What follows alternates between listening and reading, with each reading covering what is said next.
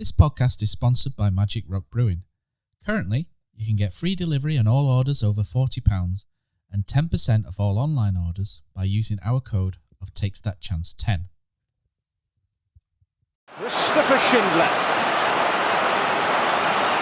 has a chance to write his name in Huddersfield Town legend. And he takes that chance!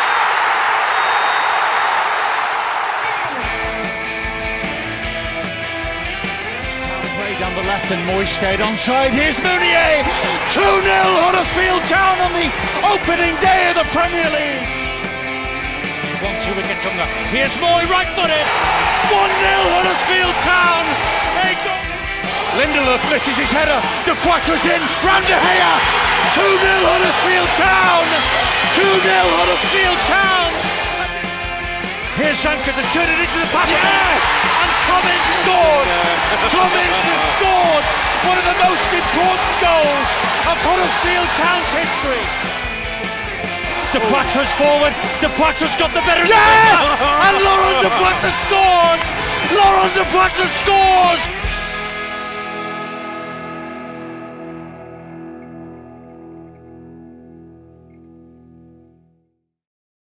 So fresh off a win and into a Yorkshire derby, welcome to the warm-up episode 30. Joining me, host Brady Frost, to preview Huddersfield's match against Barnsley is a Super League signing of our own. It's Phil Senior. How are you, Phil?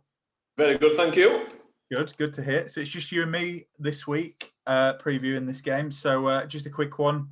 If you've not been following the league, we will talk about Barnsley. So they're sixth in the league in the playoff, 71 points. They're 4 points clear of Reading, who are in seventh. And in regards to form, they've won 6 of the last 10 and are actually second in the league for their away form, only behind Norwich, having also won 6 of their last 10 away games. So, Barnsley, in a lot of ways, a bit similar to Town when they got promoted, were expected in there, but holding their own. And, winning games quite tight, like by 1 goal, again, kind of similar to Town, Yorkshire. But Phil, you were telling me before we recorded that you've done a little bit of digging into Barnsley. So what can you tell us? Yeah, it's funny. I mentioned before, my young lad plays over there, and obviously we spend a bit of time at their training ground.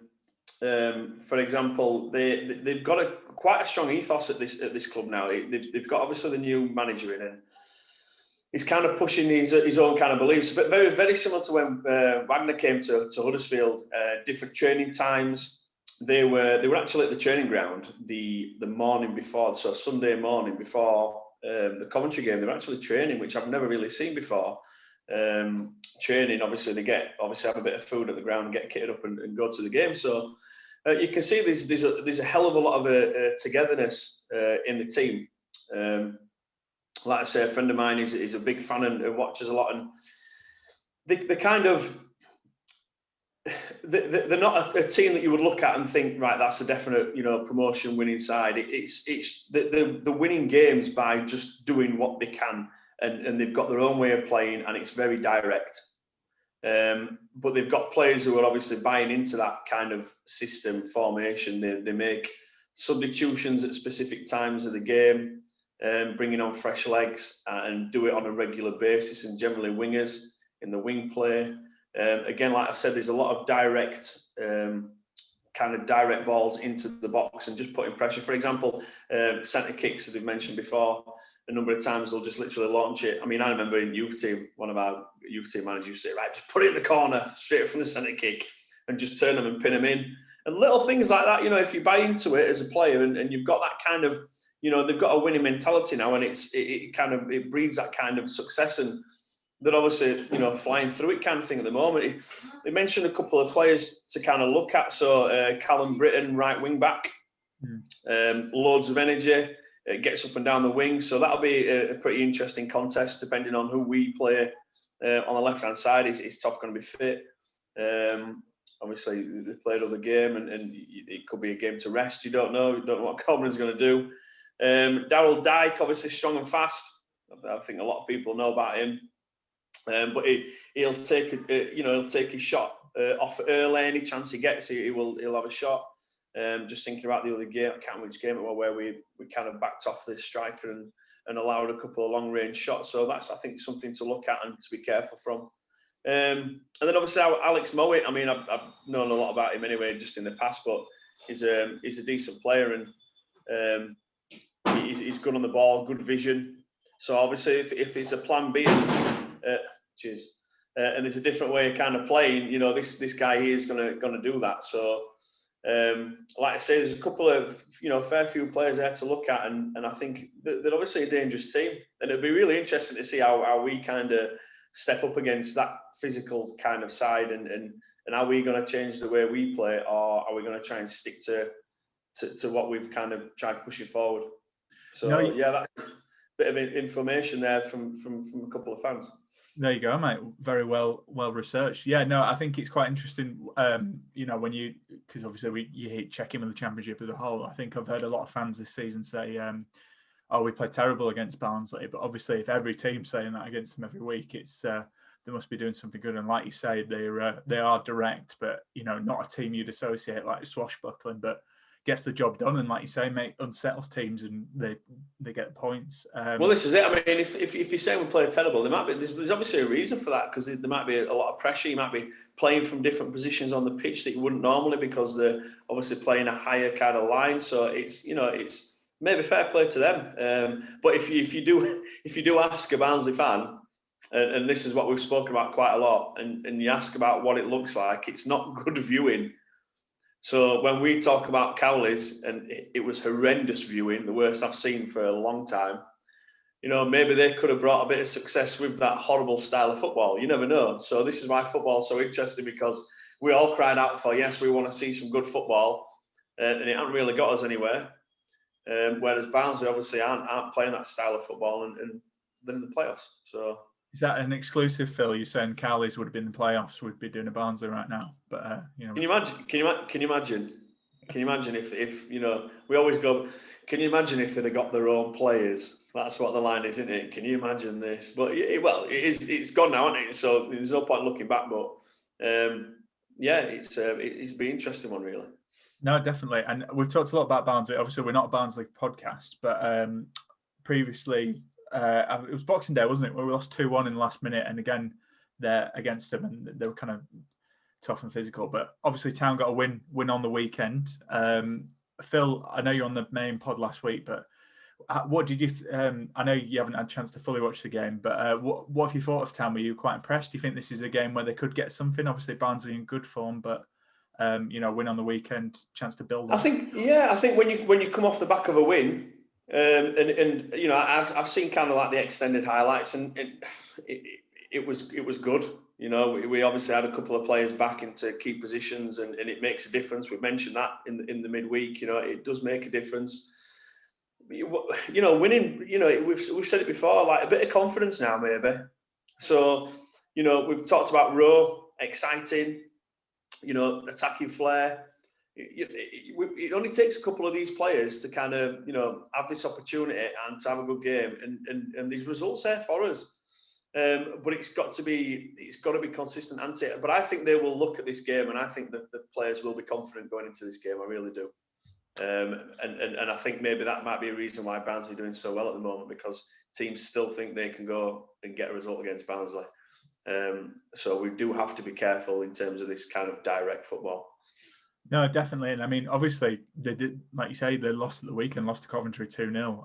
And they also lost to Sheffield Wednesday not too long ago. So, a couple of weeks ago, they had a great record against kind of bottom teams. But, I think we'll hear from the Barnsley fan I spoke to later on. But that's kind of what we were saying. If you're brave enough to have a go at Barnsley, you can, you can get something from the game. But he's probably going to speak to you. He'll speak to you later on, or whenever you put, and he'll be telling you they play amazing football. What a team! No, he won't, mate. Yeah. The Brazilian football like they used to play back in the day when Dave Watson were in goals. Yeah, it'd be interesting that. Yeah, well, I think, look at that. Look at you bigging it up for when. Yeah, it's not your first rodeo, is it, mate? You know all about it. You talked a lot about their key players. I did single out Daryl DK. I mean, it's a bit of an open goal, but I mean, 8 goals since he's joined in February, from Orlando. It wasn't getting games for Orlando. And like I say, just likes a shot early, just looks, such a exciting player for the Championship, like so physical but so direct. And we talk about the Championship being a physical league, but he's just taken to it so well. And I think he's the one to watch out for. You talked a lot about some key players. Alex Mowat, player I like a lot as well. I actually thought I've always wanted him to come to town, weirdly. When Barnsley were down there last, I thought maybe someone we could get. But who have you mentioned a lot of names, but who did you kind of pick out as the key man for Barnsley?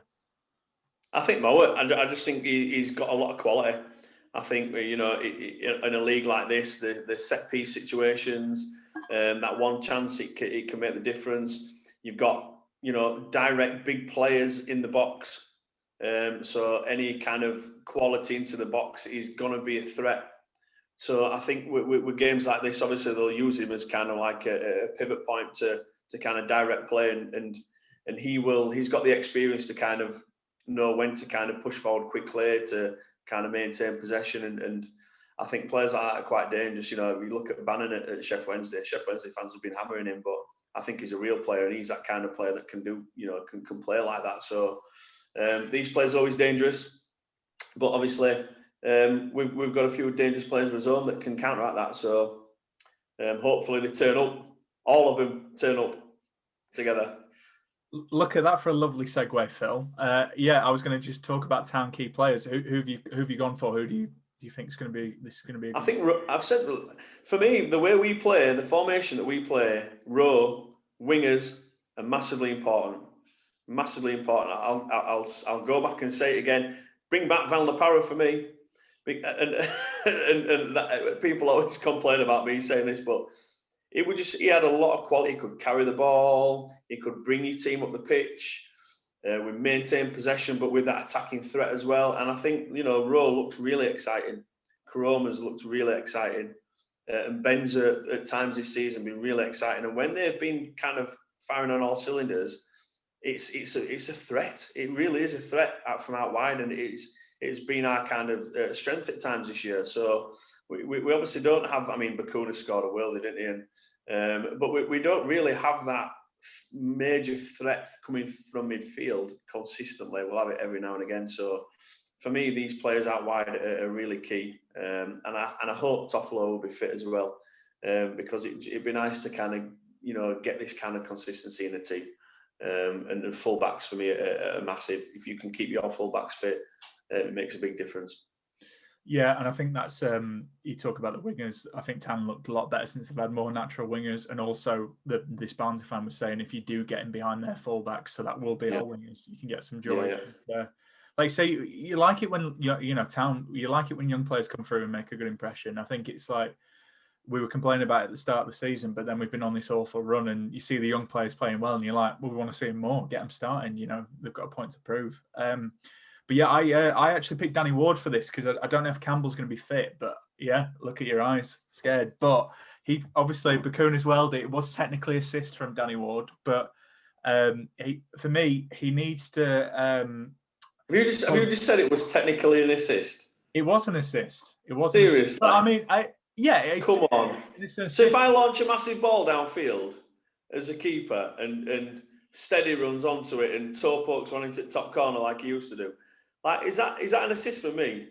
I can't claim an assist like that. Hey, you can. Do you not play FPL? That would count as an assist. Sam Johnson did it against Chelsea for West Brom the other week. Everybody will say assist, won't they? But like a little pass like that, come on.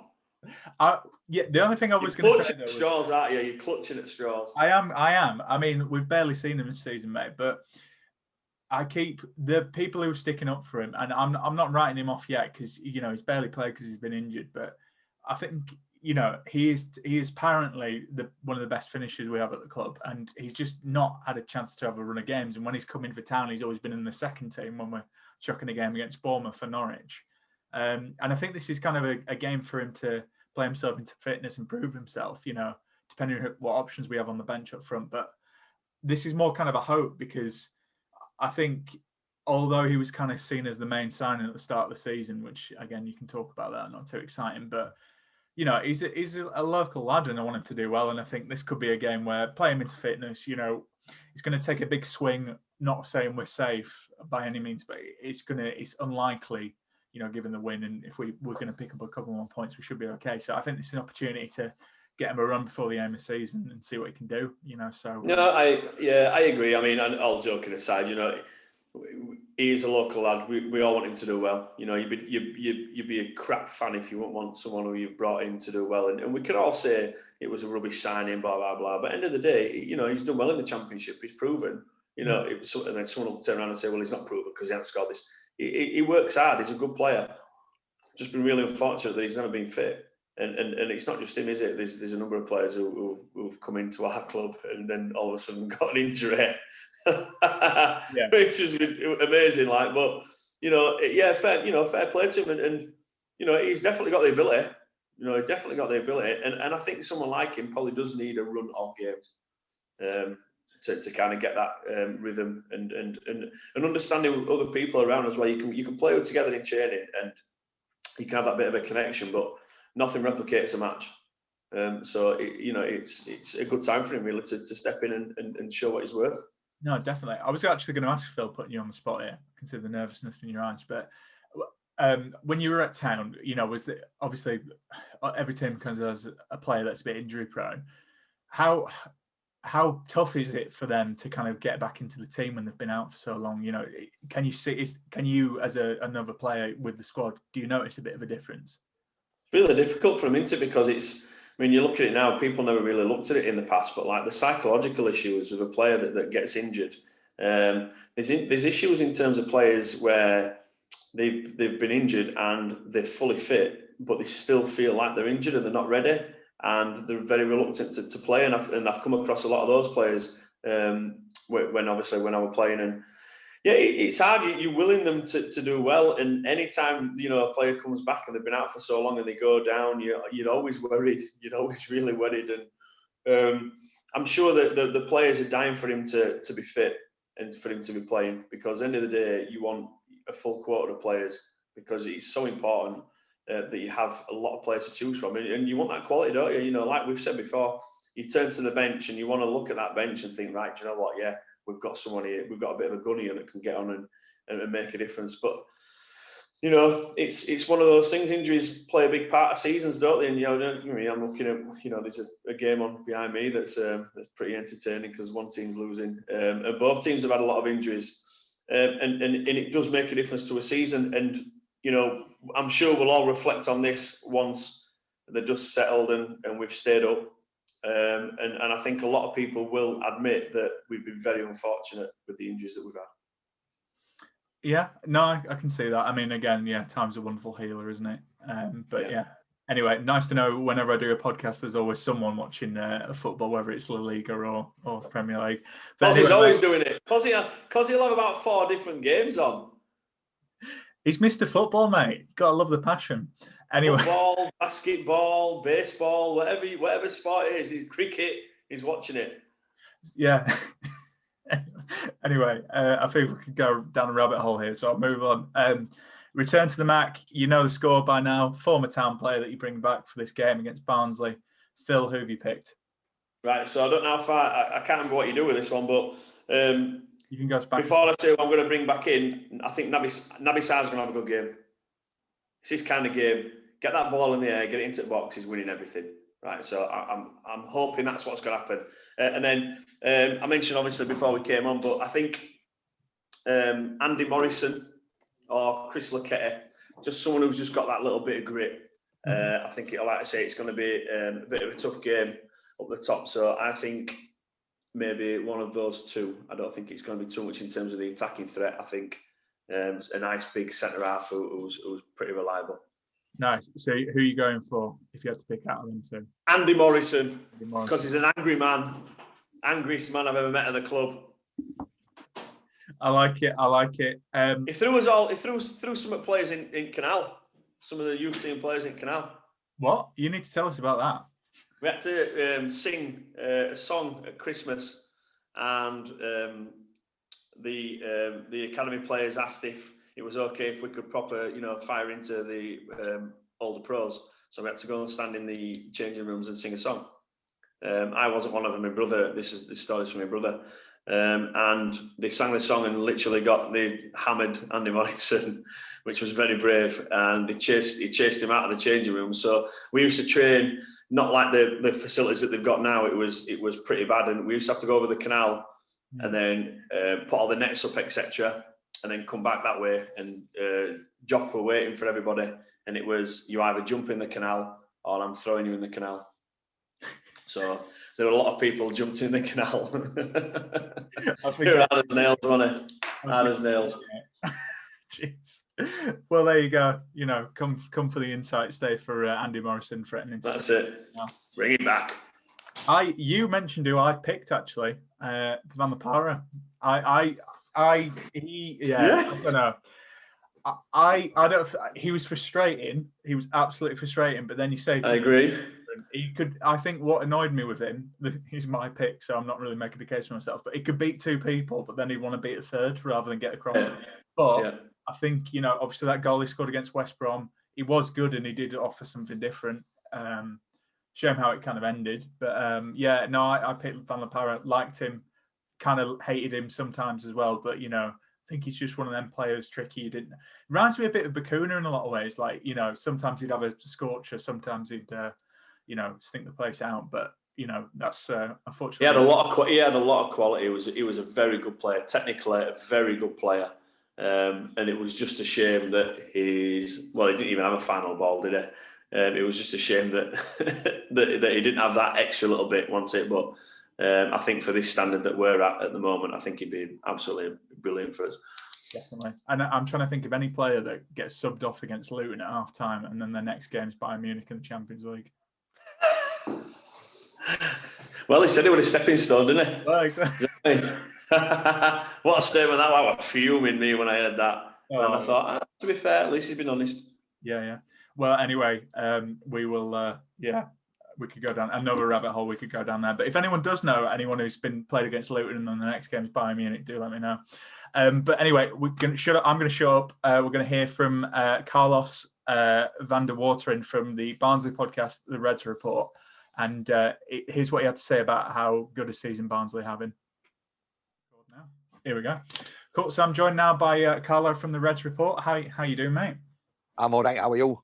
I'm good. Can't complain. I'm sure you're in great spirits, and we'll find out why. So, obviously, we spoke to you last in I think it was December when we played each other. It was Boxing Day, wasn't it? Yeah, because we were annoyed we couldn't go.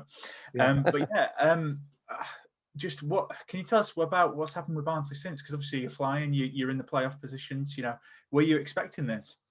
No. I said all along, I just wanted us to compete and not just survive. It seems like that probably South Yorkshire, Rotherham and Barnsley are always doing that. You know, one of us goes up and the other one goes down. And when the season started, you know, three draws in the first 7, it felt like, here we go again. And then Struble left to go and take up his position with Red Bull New York. And within 2.5 weeks, the board appointed Valerian Ismail, and he just hit the ground running. It's really straight. He put the players that we had in their more natural position. Alex Mowat was moved up from a defensive midfielder, sort of like more of a central or attacking midfielder. Colin Woodrow from the number 10 to the number 9 position. And I don't know, the unity just seemed to click. And I don't know what he says to him, what he does, or anything. But we seem to be getting another 20-25% out of each player. And I think we're not a team with star names. We're not a team that's meant to be up there. We're not a team that has got players where people think, oh, look at that. That's a right investment. That's a right player. I think we make up for it in togetherness and unity and that Yorkshire grit, like Huddersfield. So besides a couple of additions in the January window, it's pretty much the same team as last year. And but I think it's just more flowing football, as in people in the right positions, a man manager, and somebody who makes really good use of the new substitute rule. I mean, it regularly makes 5-6 changes. We played Coventry yesterday, lost, and at half time, you know, straight away a change, then another will change. And I think tactically he's astute and he can see where the threat's coming from. And except when we play Coventry or Sheffield Wednesday, he can do something about it. So it's maybe a bit of a different look style-wise compared to the Barnsley before, but it seems to be working. 5th in the table. I mean, yeah, you can't complain. And you were talking about players. I mean, someone who's really caught the eye, I think, for fans who just follow the Championship is Daryl Dike. Obviously, the striker on loan from Orlando. Can you tell us a little bit about the impact he's done?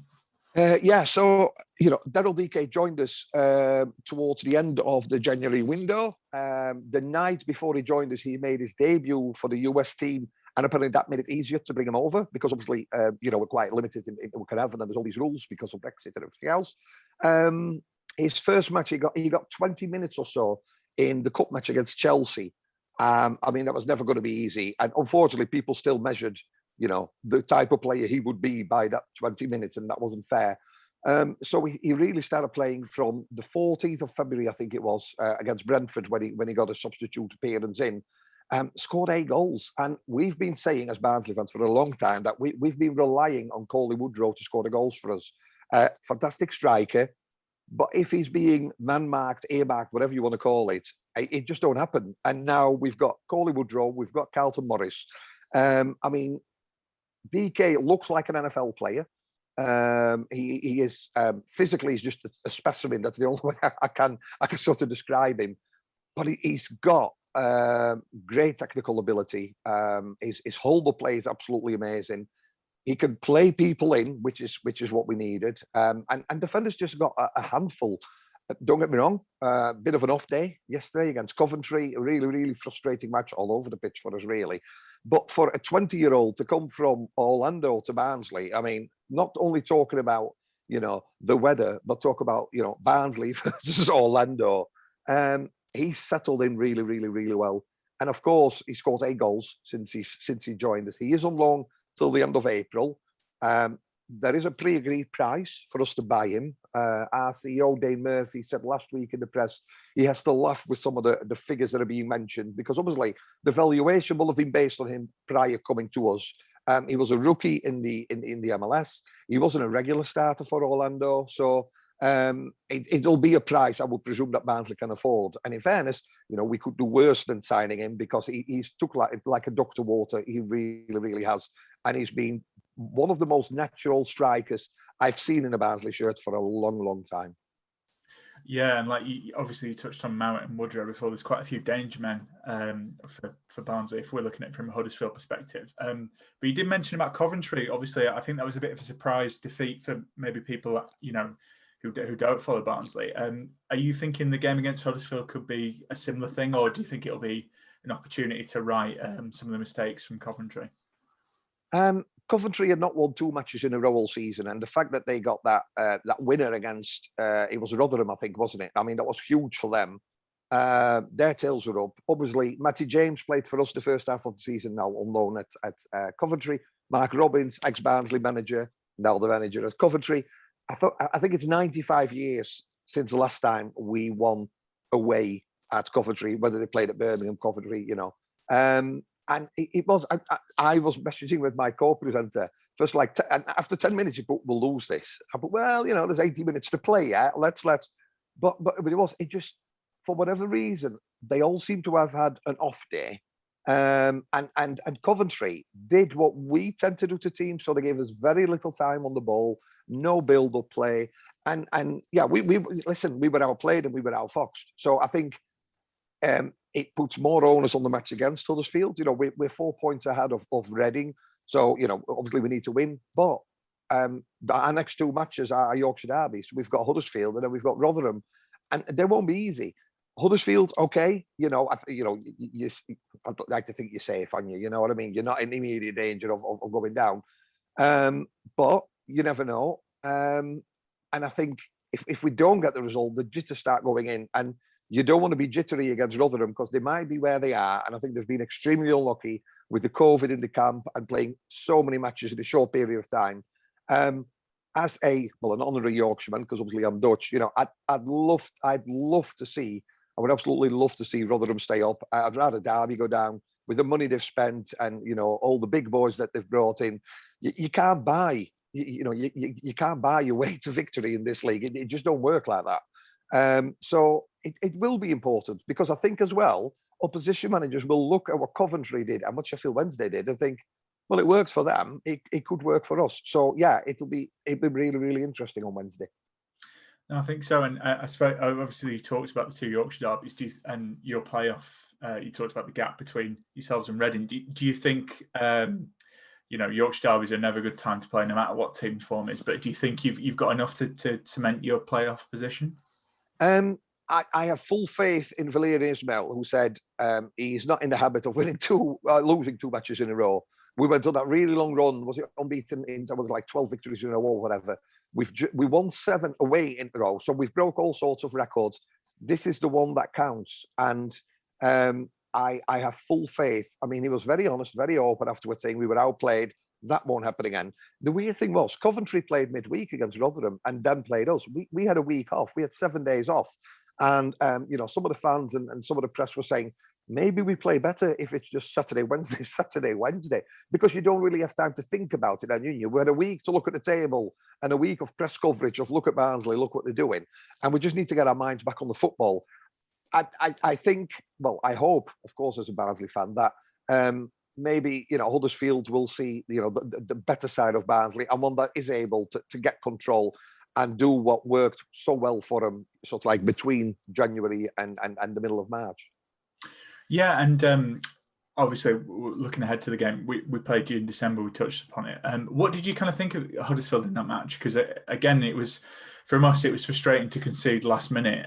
But that seems to be you guys in a nutshell this season. Tend to win by 1 goal margins, but still get the result in the end. Yeah, what did you think of Huddersfield? Huddersfield's always been one that you can't predict, and I think very much like Barnsley, to be fair. You've got some really good players, but it's the collective that's the danger.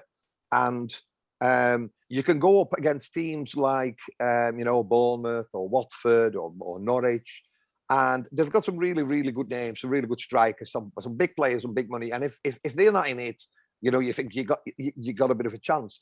That don't matter when you play Huddersfield, because it's, besides the fact that it's a Yorkshire derby, and I know there's no fans, and I know there'll be a flat atmosphere. But he will still, it's still the fact that it's two Yorkshire clubs, 15, 20 miles away from each other, playing each other. And so you can't rest on your laurels. You really, really can't. You've got Fraser Campbell, that sort of, he knows this league, doesn't he? And he knows how to score. I think for Barnsley, starting, I know it sounds really silly, but bear with me. The starting 11, especially up front, is really important. He's got a choice of 6 strikers. Preferred for the Barnsley fans, it tends to be Woodrow, Morris, and DK, because you've got bits of everything there. And for a back 3 or a back 4 or a back 5, you've got your hands full. Morris seems to be makes more of an impression when he's used as a sub, and he's been struggling a little bit with a groin injury. Hence, he's been coming on and sort of like, for the second half. It's important that players like Woodrow get the service, that people like DK get the service, because in our previous match, Coventry, there wasn't much mention of neither Palmer or Mowat. They weren't really in the game. And, for our front players to be able to score that goal, they need the service. And the service comes, the 2 Callums down the side. So that's Callum Britton, Callum Stiles, and then Mowat and Palmer in the middle. If those get bypassed, we struggle. And Coventry took full use of that, and I'm sure that will be an area that Huddersfield will want to exploit. Yeah, no, I think it'll be an interesting game, like you say, because the one thing I would say about Barnsley, and again, I've not been watching every game, but you can be got at if you kind of if you're brave enough to risk it, which Huddersfield can be brave in some games. But I suppose that's my final question, really. You touched on it, being in Yorkshire derby, being a bit unpredictable, but I am going to ask you to make a score prediction, how you see the game going like last time. I mean, last time it was Halleck, wasn't it? He scored a double, didn't he, the defender? I mean, he scored a few since, to be fair. He's done all right. He got a call up to the Polish squad. In fact, played against England. And defensively, because we play such the high line, that's the problem. If you get behind it and you're offside, you always give yourself a chance.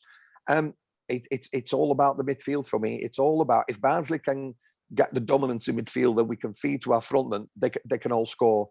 I don't think there'll be much in it. I sent my prediction up this afternoon. Somebody asked me. I've gone for a 2-1 Barnsley win with the last goal in sort of like in the last 5 or 10 minutes, like we've been doing almost throughout the season. So Barnsley back to the international break where we won quite a few. So it definitely won't be a walkover. I don't think I don't think Huddersfield are there for the taking. I think Barnsley need to be having a much better day than we did on Saturday to get anything out of the match. So yeah, I have to, of course, people know where I live, but I'll go for 2-1 Barnsley. I like it. And in the words of Neil Warnock, the great Neil Warnock, go up lads, because it's always the Yorkshire team in the Premier League. So we'll be cheering you on for the playoffs for sure. Absolutely fantastic. Thanks very much. I hope you enjoyed it. Well, maybe not enjoyed it as much as the Barnsley fans on Wednesday. And yeah, if we can do it, we have to do it for Yorkshire, don't we, in the playoffs? Exactly, mate. But cheers for coming on, Carl. I really appreciate it. No problem at all. Thanks very much. Right, okay, so we've heard from Carlos in good moods, as you'd expect. That's what happens when your team's in the playoffs. Not that we've known that for a while.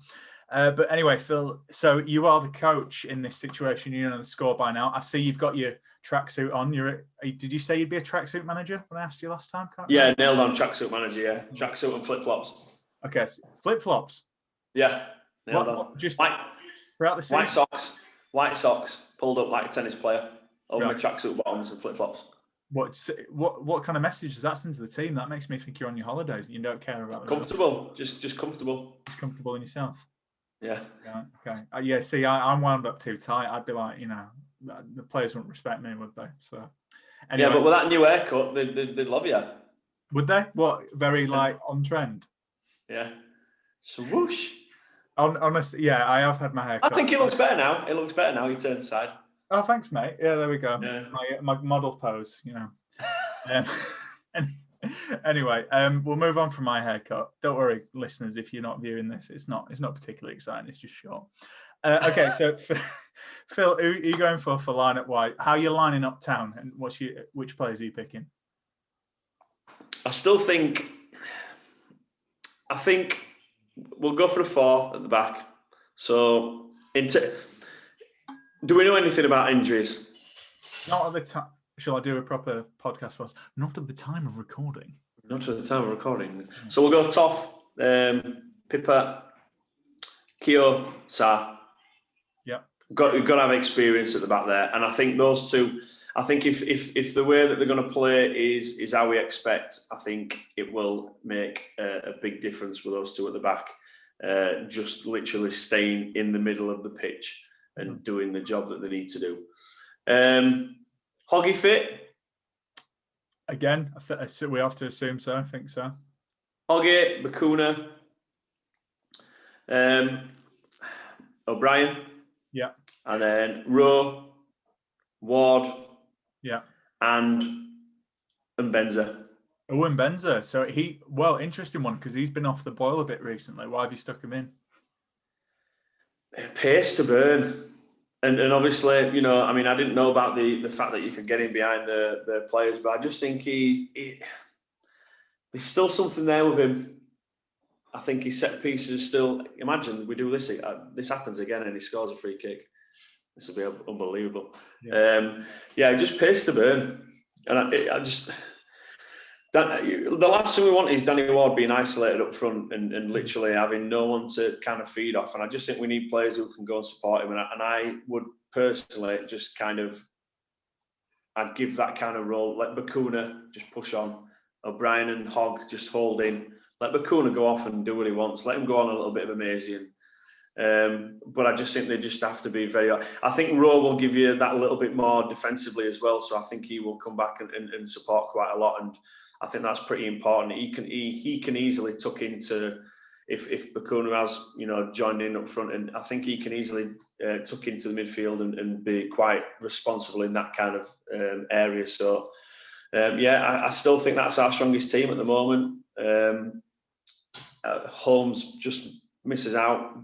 If I had to, I'd probably change him with Benza. But I just think for that pace and for a team like Barnsley, I think it'll hopefully counteract that a little bit better. No, I think that's a good shout. And I think it was Stephen Chicken who was saying, made the good point, that Benza's looked a lot better when he's had to be a winger, because obviously he's had a bad run of form. Some people are thinking maybe because he's off. But, at times he's had to basically have a whole flank to himself as kind of the defensive cover as well. So yeah, I like that shout. The thing is as well, like you say, in Benza, I think someone was saying like of the 10 or 11 corners we've scored, 8 of them have been from his delivery. So, like you say, just really important, like set pieces. You can't underestimate it. I was going to ask you about Holmes, because Holmes is my team. How do you think he's done at Town? Because I still feel a bit sorry for him, because he's a bit of a utility player, so he gets kind of put everywhere, and I don't think we're really seeing the best of him yet. Where would you play him though? We had this discussion before. Where would you play him? Well, and instead of who? So we've got a full squad available and everyone's fit. Where would you play him? Well, to be honest, I think if we sell O'Brien in the summer, I'd play him in midfield, because that's apparently where he wanted to play at Derby, and that's where he sees himself. And I do think if O'Brien leaves, maybe that's an opportunity for him to make that his own, because he's a good player at this level. I think, he was playing right wing back the other week and didn't have a good game. Well, he's not. That's not his job. I do think midfield. What I would say, if a player, you'll know better than me, Phil, because you're an ex-pro, but like, if a player says this is their best position, why aren't you playing them there for me? I just don't think he's an up and down midfielder. I think O'Brien gives you both forward and kind of defensive duties. I think Dwayne tends to be quite attacky. I mean, we haven't seen the best of him, but I personally think that he would have to be kind of in behind the striker kind of hole in midfield if he was playing that, and I think that's where he needs to play if he's playing. Who would you rather have in your team, Holmes or Pritchard?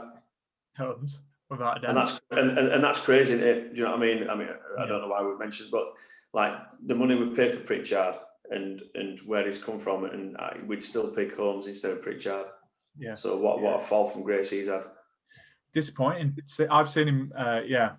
Well, again, I've banged on about this loads of times, but of all that summer of recruitment, he joined in the January, didn't? But I think he was the one that you looked at from Norwich, played in the Championship, good at that level. Exactly, wasn't it? Anyway, we've heard it to death. Seen him twice in Leeds. Seen him. I think I've seen him more in Leeds coming out of restaurants than I've seen him putting a good performance for Town. You're stalking him? No, mate, no. It's just the height difference, though. Can I say? Because he's a small lad and I'm 6'5", so I did have to double take. It must have been a comedy moment for him.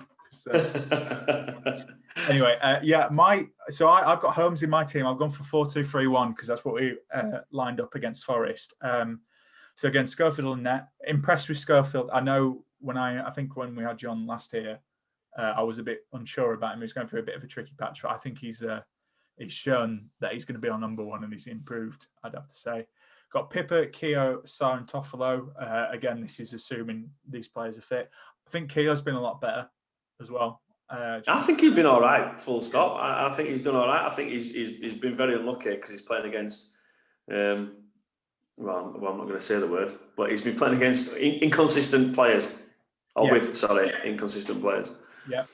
And then my two is Hogg and Bacuna. I agree. I mean, Bacuna scored a worldie. I would say the keeper, it was kind of straight at the keeper, but he did hit it. But your goalkeeper's union, I don't think you can blame the keeper too much. Bacuna, it's a world. I do. It's a save. Anything inside that square block of a middle area of a goal, if you're not saving it from that distance, then you're playing at championship level. For me, it's poor. It should be saving that. Fair enough. But I can't say because I let one in similar against Accrington in FA Cup, which people say so. But that was League Two football. Yeah, and you knew you should have saved it. That's the difference. So, yeah, exactly. Yeah. And then I've got my three as Rowe. I think Rowe's been great. Get him starting. I think he's going to stick around. And O'Brien and then Holmes. I've got Holmes kind of like in the left of the three. Had some good feet actually in the Forest game. Created a good chance for Danny Ward, I think. Then I got Ward up front again. Made my reasons as to why. But yeah, how do you see the game going, Phil? And what's your score prediction? I think it could be a funny one. Yeah, I did. I think it's going to be a really uncharacteristic performance from us, and I think we're going to win 1-0. Oh, okay. Why? I think it's going to be Tin Hat City, and I think we're going to be penned in, and I think we're just going to defend, and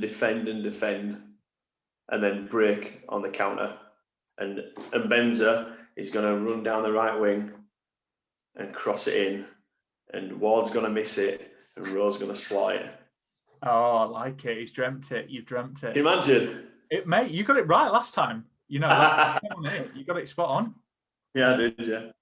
So yeah, no, I'll take your word for it. I've gone for 1-1, but I think it'll be one of them where both sides could win it, but it's like an entertaining game. I could see it being quite open. You know, some. Yeah, I think it will. Yeah. So we'll see. I'm actually going to go for Ward. I'm going to make a little extra prediction. I'm going to go for Ward to get his first goal in this game. Just have a feeling. Well, I hope so. I think it's one of these games where it's unfortunate that there's no fans, because I think it'd be a good game under the floodlights. No. You know, it's a shame really, but we might be in Premier League soon anyway if all these teams leave and we pull his fingers out and do well next year, might we? Well, mate, you know, our aim is to be a top 30 club. If 6 of them are going, it's top 24, isn't it? Like 6 last year. What a shout that is. Yeah, you're right. Yeah. There you go. Oh, the vision. Foresight. Always got to be positive. I think we should leave it there. So, yeah, who knows? Town might be 6 places better off soon. We will see.